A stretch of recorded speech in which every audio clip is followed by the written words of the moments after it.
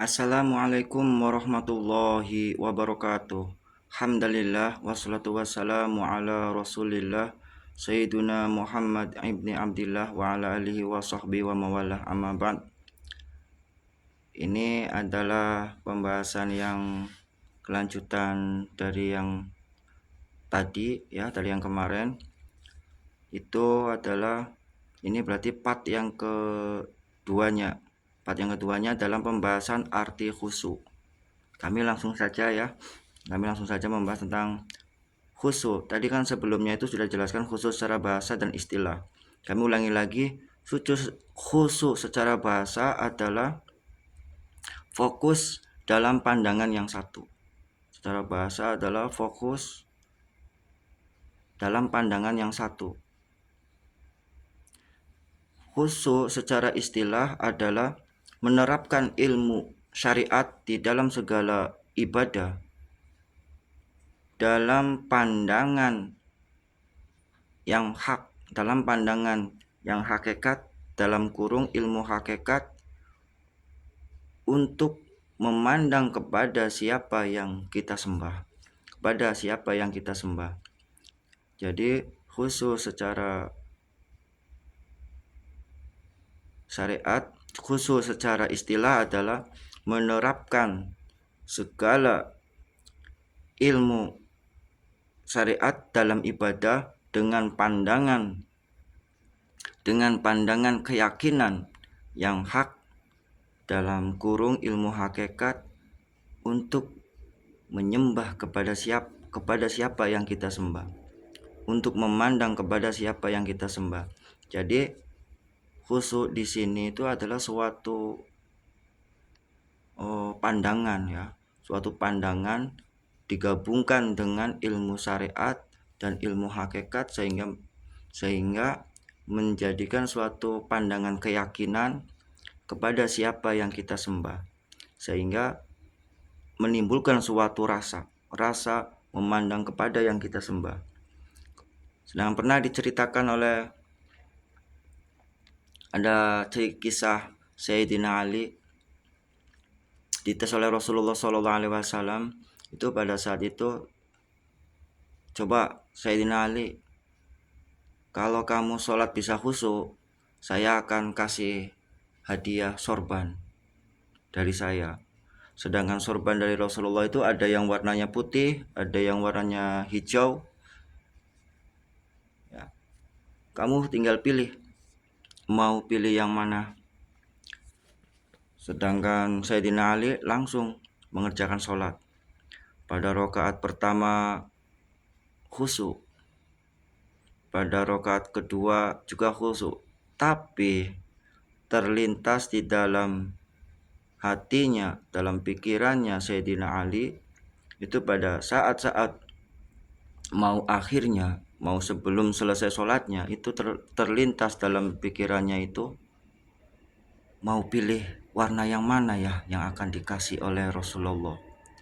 Nah setelah itu, sudah selesai salam, akhirnya Sayyidina Ali meminta kepada Rasul, ya Rasulullah, saya sudah melaksanakan sholat, mana hadiah untuk saya sebagaimana yang kau janjikan.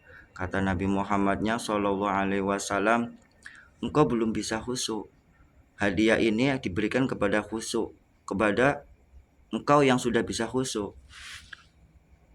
Kenapa Sayyidina Ali belum bisa khusyuk? Karena masih terlintas dalam pikirannya, dalam hatinya masih memikirkan hadiah apa yang akan diberikan, warnanya, warna apa, sorban apa yang akan diambil oleh Sayyidina Ali.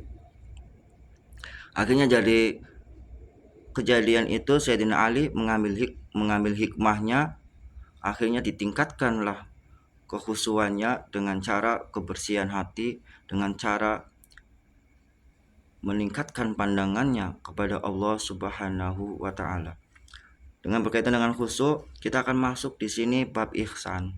Bab ihsan di dalam hadis yang menjelaskan tentang bab iman, ma huwal Islam, ma huwal ihsan.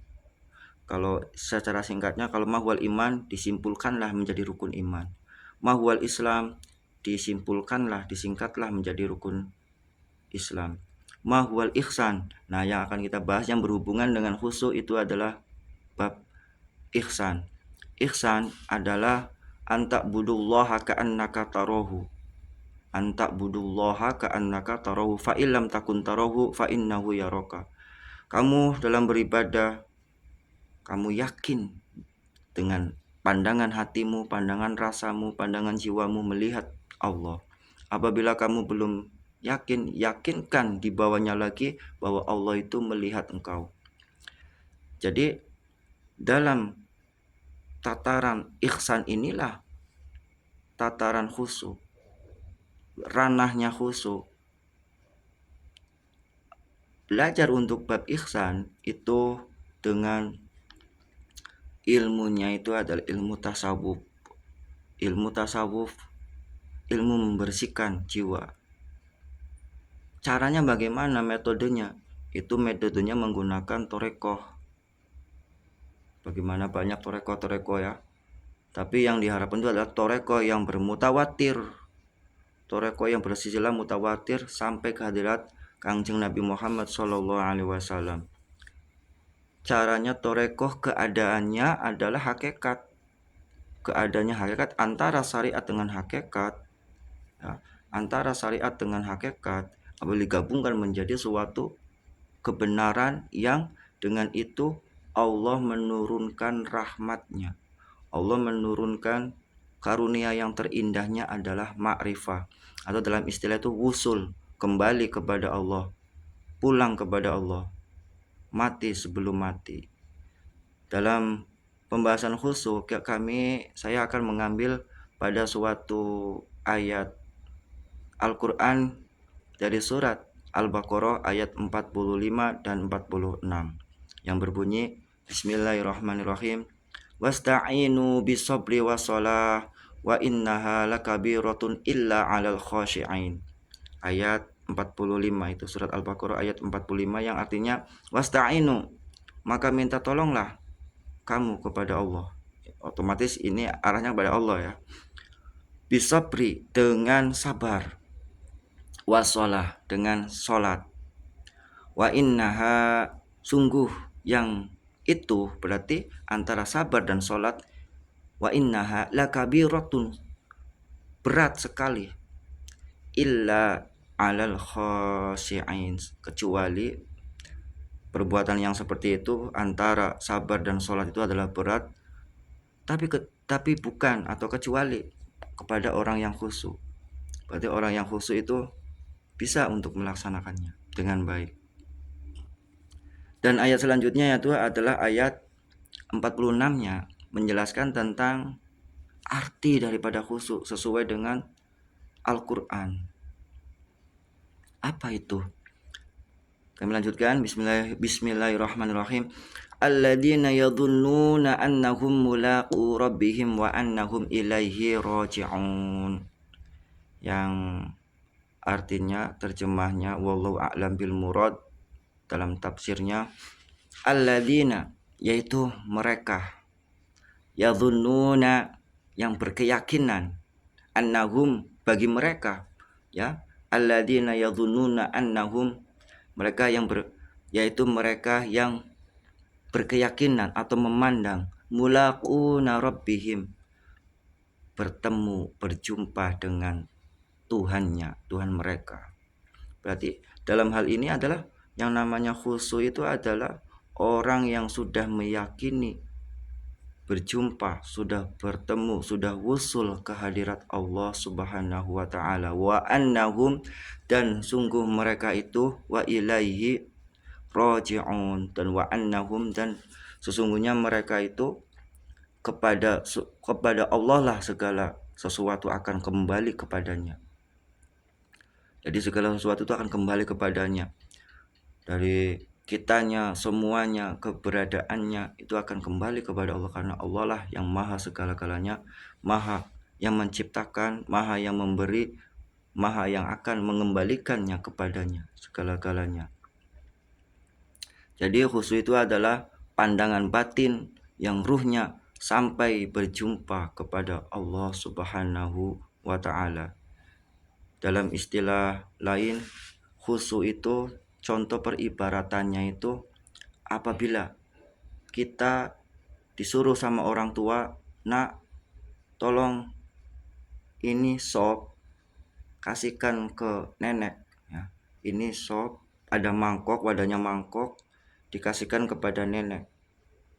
Dalam rumah neneknya itu dalam jarak itu 100 meter berjalan kaki. Kira-kira kita kalau biar selamat ini mangkok yang isinya itu ada sopnya, apakah kita berjalannya itu sembarangan? Apakah kita itu dengan lari? Apakah kita itu matanya lirak-lirik kanan kiri? Otomatis bagaimana caranya kita menjaga biar mangkok yang di dalamnya ada sop itu sampai selamat kepada tujuannya? Otomatis kita tidak terpengaruh oleh sesuatu yang lainnya. Ada yang menyapa, iya, cuma sebatas itu, iya, tidak sampai jelalatan. Terus juga bukan berarti kita tidak melihat, kita melihat, tapi kita dalam pantauan kesadaran. Barangkali ada lubang ya, barangkali ada kendaraan yang lain. Intinya seperti itu. Jadi kefokusan pandangan pada satu titik, yaitu titik kepada Allah Subhanahu wa taala dengan keagungan dan kemuliaan keindahannya, sehingga fokusnya menambah suatu kenikmatan dan suatu keistimewaan. Wassalamualaikum warahmatullahi wabarakatuh.